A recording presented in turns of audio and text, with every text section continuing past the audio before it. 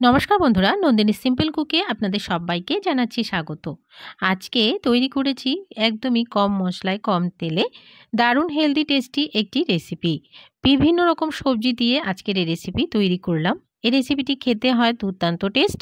বড় থেকে বাচ্চা সবার জন্যই ভীষণ হেলদি আর টেস্টি একটি রেসিপি হবে। তাহলে আর দেরি না করে চলুন বন্ধুরা রেসিপিটি দেখে নেওয়া যাক।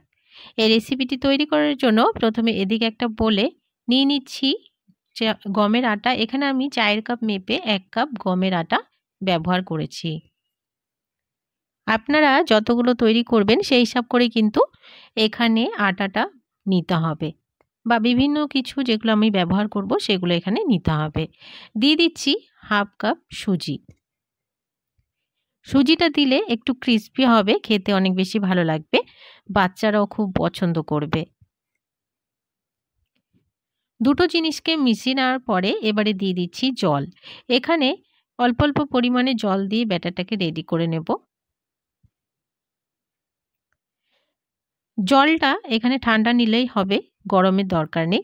আর এই যে আটাটা দেওয়া রয়েছে, আটাটা যেন লাম্পস বেঁধে না যায় সেদিকে একটু খেয়াল রাখতে হবে। অল্প অল্প পরিমাণে জল দিয়ে আমি ব্যাটারটাকে গুলে একদমই একটা ব্যাটার পাতলা মতন তৈরি করে নিচ্ছি। একটা হ্যান্ড হুইস্কের সাহায্যে আমি করে নিচ্ছি, আপনারা চাইলে চামচের সাহায্যেও করে নিতে পারেন। ব্যাটারটা আমাদের একদমই রেডি হয়ে গেছে। তো দেখুন ব্যাটারের ঘনত্বটা ঠিক এতটুক রেখেছি। এবারে ১০ মিনিট ঢাকা দিয়ে রেখে দিয়েছিলাম। ১০ মিনিট পরে ফিরে এলাম। ১০ মিনিট ঢাকা দিয়ে রেখে দেওয়ার কারণ, এখানে যে আমরা সুজি ব্যবহার করেছি, সুজিটা যেন খুব ভালোভাবে সফট হয়ে যায় আর ফুলে যায়। তো দেখুন সুজিটাও কিন্তু খুব ভালোভাবে সফট হয়ে গেছে। এবারে এখানে দিয়ে দেব কিছু সবজি। সবজিতে আমি নিয়ে নিয়েছি পালং শাক। পালং শাকটাকে কেটে ছোট করে নিয়েছি আর ধুয়ে পরিষ্কার করে নিলাম। পালং শাকটা আমি দিয়ে দিচ্ছি। বাচ্চারা একদমই সবজি খেতে চায় না, তাদেরকে কিন্তু এভাবে করে রেসিপি বানিয়ে খাওয়াতে পারেন। বাচ্চারা ভীষণ পছন্দ করবে এই রেসিপিগুলো। একদমই কম তেল কম মশলাতে এই রেসিপি তৈরি হয়। দিয়ে দিচ্ছি পেঁয়াজ। এখানে আমি দুটো মাঝারো সাইজের পেঁয়াজকে ছোট করে কেটে রেখেছিলাম। দিয়ে দিলাম পেঁয়াজটা। পেঁয়াজটা যদি আপনারা পছন্দ না করেন তাহলে স্কিপ করে দিতে পারেন। দিয়ে দিচ্ছি এখানে গাজর। এখানে আমি একটা গাজরকে গ্রেট করে নিয়েছি। দিয়ে দিচ্ছি এখানে রসুন কুচি আর দিয়ে দিচ্ছি গ্রেট করে রাখা আদা। সমস্ত কিছু আমি এই বলে নিয়ে নিচ্ছি।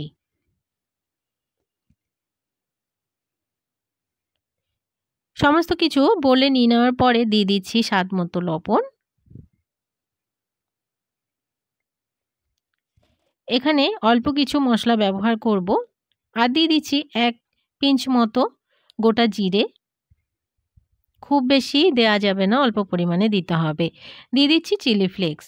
এই চিলি ফ্লেক্সটা একটু ঝাল কম আছে, আমি ব্যবহার করলাম তার জন্য।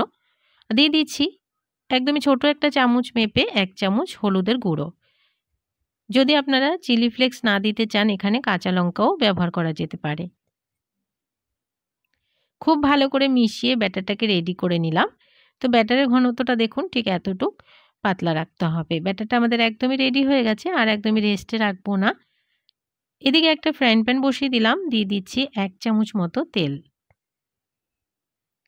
১ চামচ তেলেই এই রেসিপিটি তৈরি করব।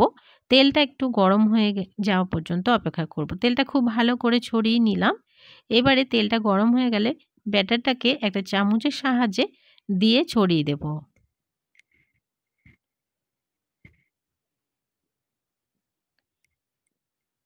একটু ছড়িয়ে আমি বড় সাইজ করে একটা রুটির আকার তৈরি করে নিচ্ছি।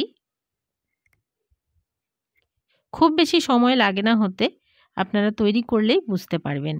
তো দেখুন এই পাশটা যখন একটু ড্রাই হয়ে যাবে তখন উল্টে দিয়ে অপর পাশটাকেও সেঁকে নেব। আর দু পাশটাকে ক্রিস্পি হওয়া পর্যন্ত একটু সেঁকে নিতে হবে, তাহলে খেতে অনেক বেশি ভালো লাগবে। তো দেখুন ও পাশটা খুব ভালোভাবে গোল্ডেন ব্রাউন হয়ে গেছে। এবারে নামিয়ে নিচ্ছি। এটা একদমই রেডি হয়ে গেছে, নামিয়ে নিচ্ছি। আর বাকিগুলো ঠিক সেমভাবে বানিয়ে নিয়ে ফিরে আসছি।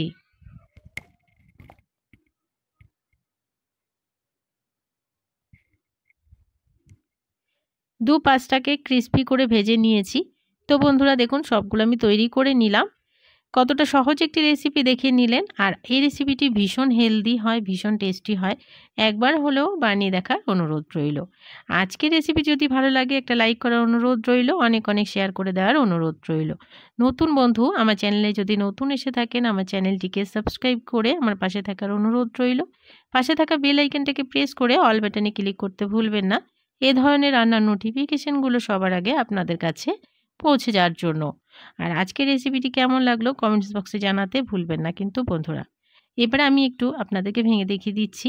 তো দেখুন কতটা দেখতে সুন্দর হয়েছে আর খেতেও হয় দুর্দান্ত টেস্ট। যে কোনো সস চাটনির সাথে এই রেসিপিটি সার্ভ করুন, আর কিছুই এর সাথে প্রয়োজন হবে না। আজকের মতন এখানে শেষ করছি।